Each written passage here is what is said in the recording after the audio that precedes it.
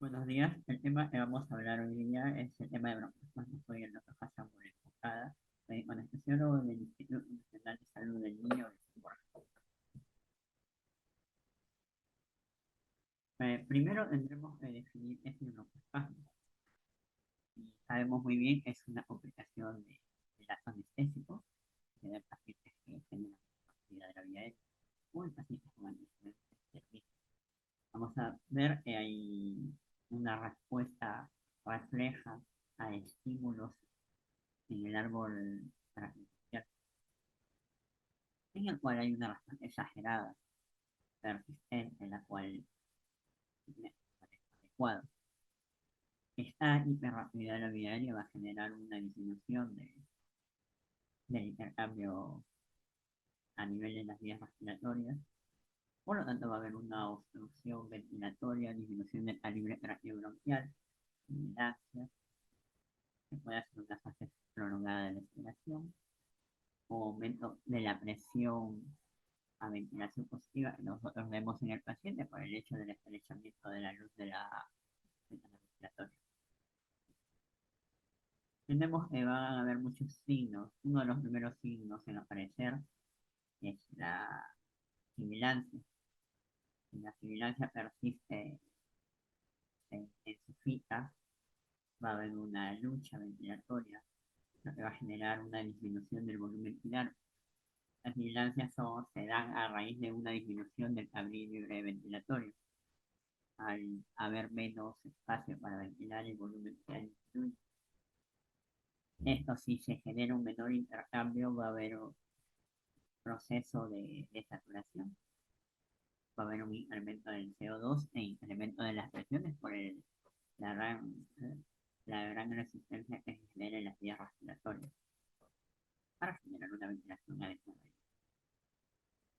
Si no se llega a esto, el nivel de CO2 va a aumentar considerablemente. El mecanismo es una respuesta refleja a nivel la, del epitelio de la vía aérea, donde se va a ver una respuesta de glandulación mucosa o una respuesta gerente vagal. Se va a generar a nivel del gland una respuesta vagal eferente, una respuesta por el sistema nervioso parasimpático, donde va a haber una estimulación de los receptores tanto M1, M2 y M3. En el caso del M1 va a haber una cierta estimulación de los receptores M3. Estos receptores M3 vamos a tener que van a generar un incremento de la liberación de inmunoglobulina E, generando mayor secreción, una mayor respuesta, inmunoglobulinas A, que generan secreciones, un aumento de las histaminas, que genera más broncoespasmo, una disminución de las endopeptinasas que van a disminuir a las histaminas, y se va a ver un bloqueo de la respuesta M2, ese es el que hace una retroalimentación negativa. Y también se ve involucrado en lo que vendría a ser la liberación de acetilcolina. Y también vamos a tener a nivel de mediadores de M3 se va a hacer el aumento de histaminas y neotrogenos y también metabolitos proinflamatorios. Factores de riesgo. Estos factores de riesgo son más asociados a la reactividad de la vía aérea. Tenemos que el hecho de tener un paciente con infección de la vía aérea superior y de la vía aérea inferior reciente aumenta entre 4 a 7 veces. La bronquitis crónica y el enfisema también podrían estar asociados. El asma bronquial es uno de los más importantes que se asocian a los broncoespasmos. Historia de sibilancias en relación a anestesias previas también puede asociarse. La rinitis alérgica es una de las pocas que tiene los medicamentos bloqueadores beta también. Y la obesidad también se ve relacionada con el broncoespasmo.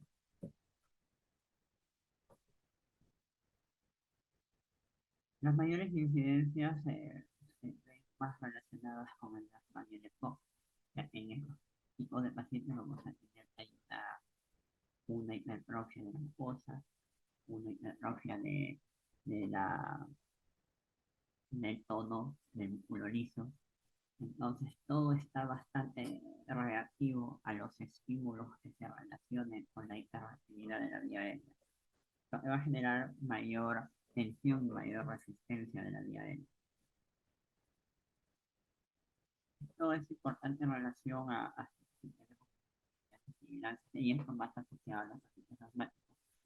Hay una función parcial de pero evidentemente no queremos que haya aspiración del contenido, lo que nos puede hacer pensar es lo que tiene exactamente nuestro paciente. El pólipo pulmonar también se ve asociado a esto, de mejorar atención y cuerpo se la lleva. ¿Qué puede hacer un incremento de la presión de nuestra vía aérea? Tenemos en lo que se relaciona a nuestro tipo de anestesia, el excesivo volumen viral que está recibiendo nuestros pacientes. Evidentemente, a mayor volumen en un tubo pequeño genera más presión. Altas tasas de flujo respiratorio que nos puede dar incremento de la presión o incremento del volumen. Dispositivos de la vía aérea. Evidentemente, mientras más pequeño sea el tubo, vamos a tener presiones más altas. Eso quiere decir que si nosotros a nuestros pacientes le ponemos un tubo que no es adecuado para ciudad, sino más pequeño, pero la condición amerita, vamos a tener presiones que no son normales, que son bastante altas. La intubación endobronquial es primero que ya no estás ventilando ambos pulmones, sino dirigido a un pulmón y no solo un pulmón, un segmento. Entonces, si tú quieres retener el volumen que corresponde para el kilogramo peso de tu paciente, no va a ser el adecuado porque estás siendo selectivo. Entonces, las presiones tienen que ser menores y los volúmenes menores. Que tu tubo esté apodado, simplemente hay una disminución del libre a nivel en la zona de bloqueo, por lo tanto, más presión y resistencia. Los pacientes obesos también tienen una disminución tanto de la luz de la vía aérea como mayores presiones expiratorias que generan un aumento de la presión para hacer una ventilación adecuada. Posición de la cabeza hacia abajo que obstruye y bloquea el tubo también te genera mayores resistencias. Evidentemente, hay un hemoperitoneo, va a haber una disminución del pasaje, al igual que una hemotoracia tensión donde se bloquea y se separa el intestino, te lleva hacia uno de los lados del tórax y por ende un pulmón se va a ver colapsado y el otro soporta ambas ventilaciones y nuestro clásico broncoespasmo. Entonces, ¿qué antecedentes puede tener que hace pensar que tu paciente podría hacer broncoespasmo que tenga disnea nocturna y se despierta en las noches como presión torácica, que tenga sensación de falta de aire, que tenga sibilancias relacionadas con irritantes y con el frío, o que tenga una fracción respiratoria al primer minuto en una respuesta menor de 15% a los broncodilatadores, esto relacionados a la. Entonces hay que reconocer, va a haber una curva eh, anográfica donde va a haber una difícil salida, una difícil salida respiratoria, porque se está colapsando. Y en el caso de tener que se genera una alta resistencia en relación a la espirometría, donde para llegar al volumen deseado las presiones cada vez son más altas. Entonces hay que reconocer el estridor inspiratorio que se da al inicio, el esfuerzo respiratorio completo, en algún momento vas a tener movimiento respiratorio paradójico, vas a encontrarte con retracción suprasternal y supraclavicular, siempre estas funciones similares a lo que sería un ánimo-espasmo. Obviamente va a haber desaturación y en el momento que no hay expansión torácica por constricción del músculo liso completo, vas a ver silencio respiratorio, no vas a escuchar nada, es como que tú estuviese te hace pensar en algún momento en un laringoespasmo completo y no es así. Puede llegar a bradicardia, edema agudo del pulmón. En algunos casos podría haber aspiración pulmonar, arritmia, paro cardíaco y muerte. Entonces, en relación a nuestros analgésicos intravenosos, el tiopental en sí no es que sea o esté relacionado con, propiamente dicho, con, con el broncoespasmo. En sí, el problema del tiopental es que hay una disminución de, digamos, hay todavía una apertura a los reflejos, que lo mismo que se ve asociado al neumospasmo, por lo tanto, el hecho de pasar a hacer una dosis rápida, todavía permanecen los reflejos activos, entonces, por ende, eh, se tiene que llegar a un buen plano hipnótico. Y algunos pacientes, sobre todo los pacientes con hiperactividad de la vía aérea, hay que tener bastante cuidado. No es que no se deba usar tiopental, sino que se usa con mayor precaución. En el caso del propofol, vendría a ser un hipnótico bastante noble, sobre todo hacia una disminución del tono y por ende una disminución de los reflejos relacionados a la respuesta parasitática. Y por ende es un medicamento bastante protector. En el caso de la vitamina, pues va a haber una respuesta mayor a la liberación de catecolaminas y por ende una broncodilatación. También vamos a tener que hay una respuesta de la musculatura lisa, donde se van a inhibir las respuestas de muscarina. En los agentes inflamatorios, los mejores fármacos vendrían a ser el alotano y el isoflurano. El problema es que en el caso del alotano genera bastante arritmias, por lo tanto no es de los más ideales. Y en el caso del isoflurano también te genera alteraciones cardíacas. Para llegar a una broncodilatación tienes que tener una concentración mayor de 1,5, lo que te va a generar depresión miocárdica. En el caso del alotano, sí, pues la concentración es de 1, pero igual te genera arritmia. En el caso del sevoflurano, la concentración para llegar a la broncodilatación también es una concentración de 1. Y en el caso del desflurano, el problema del desflurano es que es un irritante significativo. Entonces es probable que las inducciones se hagan broncoespasmo. Y así como un paciente dentro de un buen plano hipnótico va a actuar como un broncodilatador.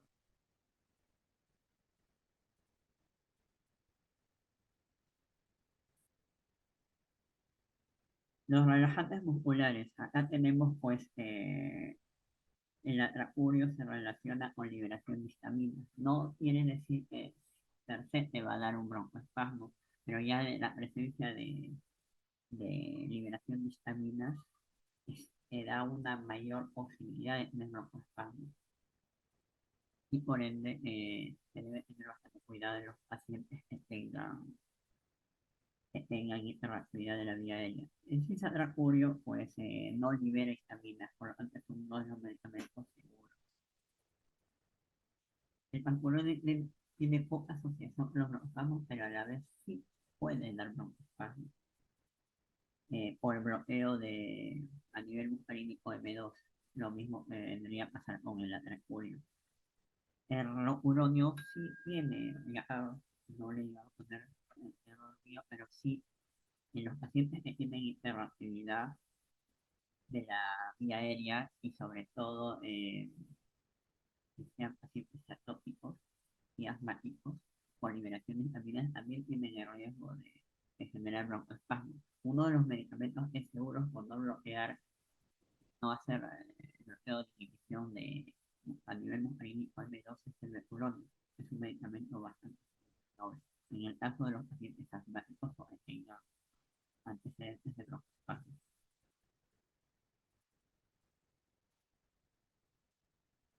En el caso de los opioides, pues eh, es un poco dubitativo la respuesta en relación a los opioides. Tenemos que, en el caso de la morfina, es un liberador de histamina, Por ende, también se tendría que utilizar con precaución, sobre todo en pacientes que tengan de, eh, habría posibilidad de usarlo, pero los pacientes que tengan evidentes broncoespasmos a repetición, con bastante precaución el uso de la morfina. Las benzodiazepinas no tienen nada que ver con la musculatura lisa de la vía aérea. El problema de las benzodiazepinas es la depresión respiratoria. La atropina sí, pues es un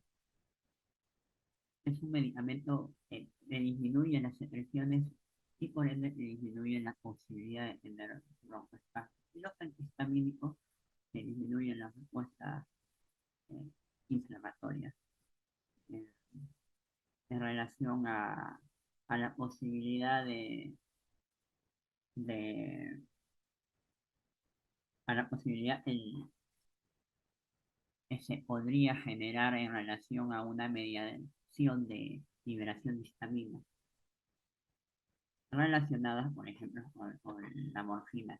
Si tienes un paciente que es bastante reactivo y por liberación de histaminas, un antihistamínico ayudaría bastante a disminuir esa reactividad. En relación de la lidocaína, pues hace una relajación de la musculatura lisa. La dosis recomendada va a llegar a 3 microgramos por ml entre 1,5 a 2 miligramos por kilogramo. Y en este caso, pues son simpaticomiméticos. Eh, Tendemos al salbutamol y la adrenalina, uno es más selectivo beta 2 que el otro. En el caso de la minofilina, es un relajante muscular, aumenta la síntesis de catecolamina. Eh, pues tener teofilina con alotano no va a hacer muchas diferencias en relación de las arritmias, entonces no es de lo más recomendable. Lo más recomendable es alotano más un beta 2, más eficaz. Pero hoy por hoy no se usa alotano, sino se usa en algunos países isoflurano y acá en Perú se utiliza fluorano. Entonces, el rango terapéutico es estrecho, o sea, el margen de colocación de aminofilinas a 5 miligramos por kilogramo podría ser menos, sí, y el tiempo que se pasa es alrededor de 20 minutos.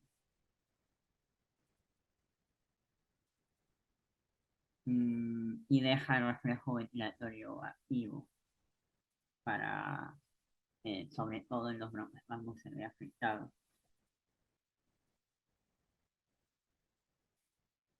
Bueno, este es el control farmacológico o bromometratorio que actúa en los receptores muscarínicos del sistema simpático y genera broncodilatación.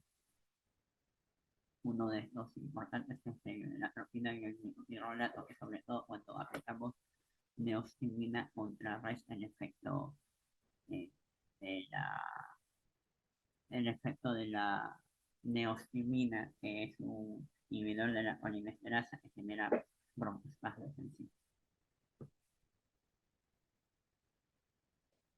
Los corticoides evidentemente disminuyen el estado inflamatorio de la vía respiratoria, disminuyen la liberación proinflamatoria, pero se debería aplicar con tiempo, ¿sí? Al menos 2 a 4 horas antes, y un aumento del efecto terapéutico de los agonistas beta 2. Entonces, en relación al asma y el preoperatorio, vamos a tener que se tienen que hacer intervenciones de los pacientes con asma preoperatoriamente.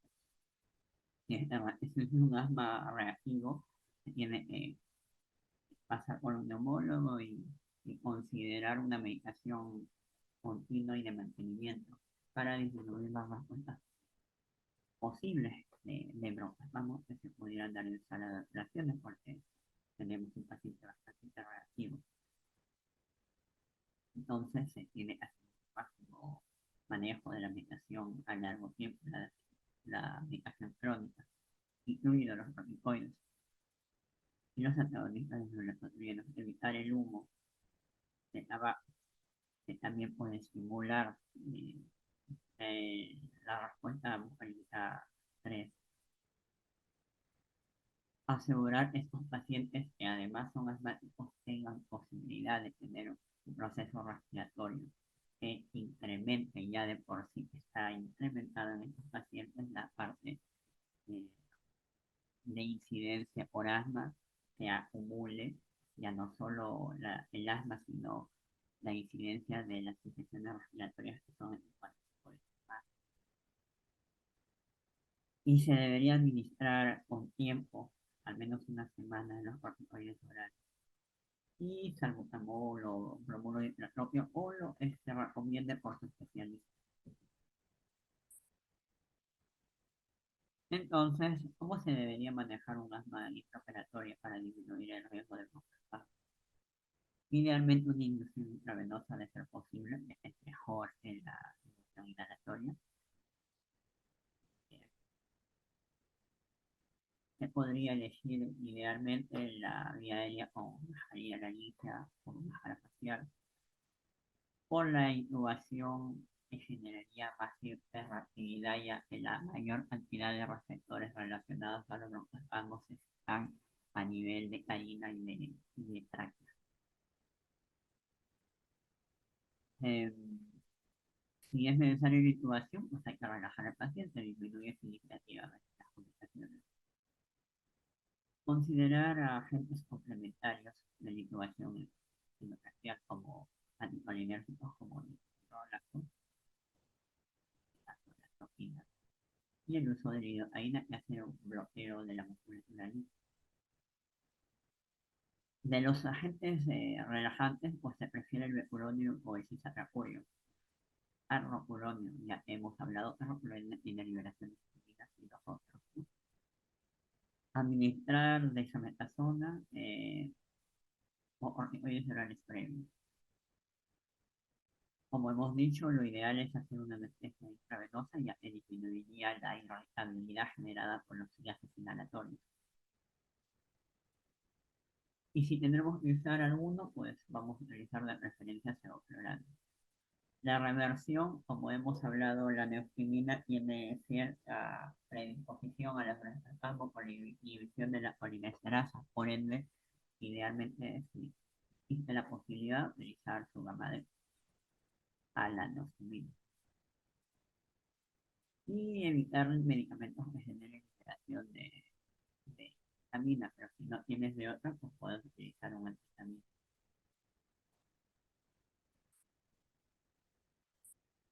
Y se nos debe evitar los antiinflamatorios, esteroides. Entonces, literatura sobre el manejo hay muchas realmente.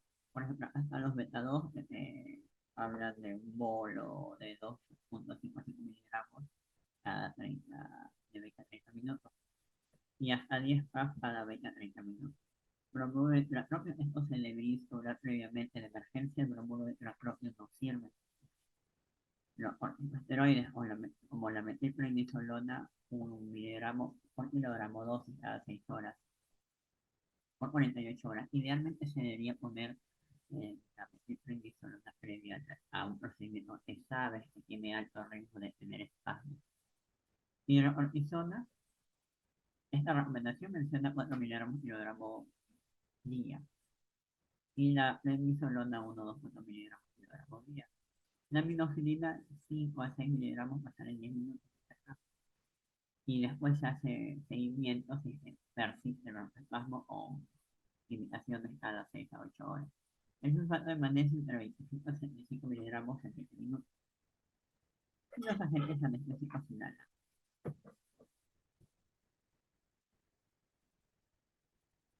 De emergencia, primero, si estás en pleno broncoespasmo, oxígeno al 100%, que se cese cualquier tipo de estímulo que genere liberación de mediadores, ya de por sí el trauma quirúrgico genera liberación de citoquinas y mediadores proinflamatorios. Se pide ayuda siempre ante cualquier evento en el cual va a haber un deterioro del paciente y pedir ayuda de inmediato. No se puede esperar. Se tiene que profundizar la anestesia, llevar un buen plan hipnótico. Si estás intubado hay que ver la posición, porque tal vez no estamos en vía aérea, estamos en vía digestiva, por lo tanto no va a haber andografía, evidentemente. Y si estás una más a los dispositivos supraglóticos, pues hay que descartar otras posibilidades. Y hay que utilizar salbutamol, es lo primero, es la primera opción en el manejo, la primera línea, y después los siguientes fármacos que sean necesarios. Entonces, acá sí es más coherente esta literatura, menciona 6 a 8 partes de salbutamol, y bueno, te da la opción de nebulizado en menores de 5 años 2,5 miligramos y mayores de 5 años 2,5 miligramos a 5 miligramos. Y intravenoso 4 microgramos por kilogramo pasarlo lento. Y luego te da una infusión de 0,1. En el caso de la epinefrina, intravenoso de 0,1 a 1 microgramo por kilogramo, puedes aplicar más por supuesto que sí. Y si está en al 1%, 0,01 a 0,1 ml por kilogramo. Si es intramuscular, 50 microgramos. Para los menores de 6 meses, de 6 a 6 años, 6 meses de 6 años, 120 microgramos. Y ya más grandecitos, 50 y mayores de 12 años, 500 microgramos. Se puede nebulizar a 0,5 ml a 1 por mil por kilogramo. Ya al sulfato de magnesio sí lo pone como pasar en 20 minutos a 50 miligramos por kilogramo. La ketamina en infusión de 1 a 3 miligramos por kilogramo hora. La minofilina 5 miligramos por kilogramo, pasar en 20 minutos.